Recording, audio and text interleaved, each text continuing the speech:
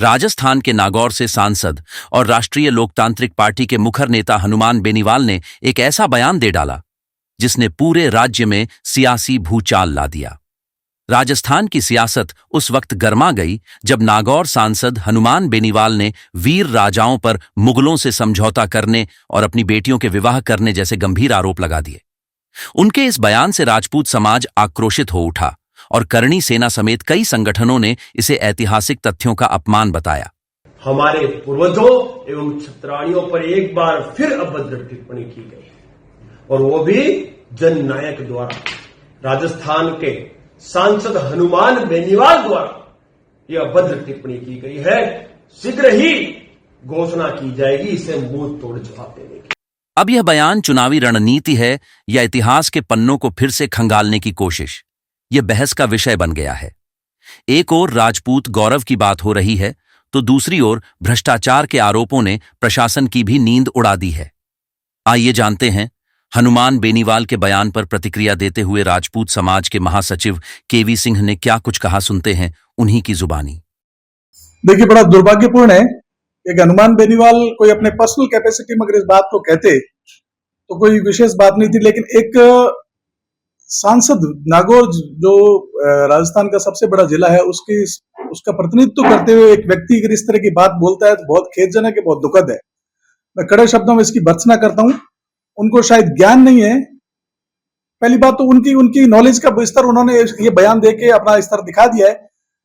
उनको विचार करना चाहिए कि एक विदेशी लेखक कर्नल टॉड ने राजस्थान की भूमि के बारे में, जिसको तत्कालीन उस वक्त राजपुताना कहा जाता था, उसके बारे में क्या लिखा है कि यूरोप के अंदर तो केवल एक थर्मोपल्ली युद्ध मैदान हुआ, एक लियोनाडास नाम का एक बड़ा संघर्षशील एक योद्धा हुआ, और राजस्थान वो भूमि है जहां पर गांव गांव में बच्चा बच्चा लियोनाडास है और यहाँ की जर्रा जर्रा जो है वो थर्मोपल्ली है।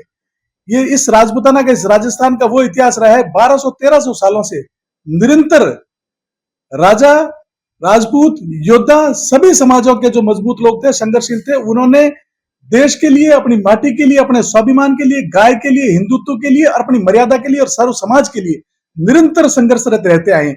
अगर मैं मानता हूं, अगर वो सब योद्धा नहीं होते, मैं नाम गिनाना शुरू करूं, बप्पा रावल से ये फेरिस्त शुरू होती है और वहां से लेके महाराणा राज सिंह, महाराणा प्रताप, महाराणा उदय सिंह, उसके बाद में जोधपुर के राव चंद्रसेन, वीर दुर्गादास राठौड़, जोधपुर के महाराजा अजीत सिंह।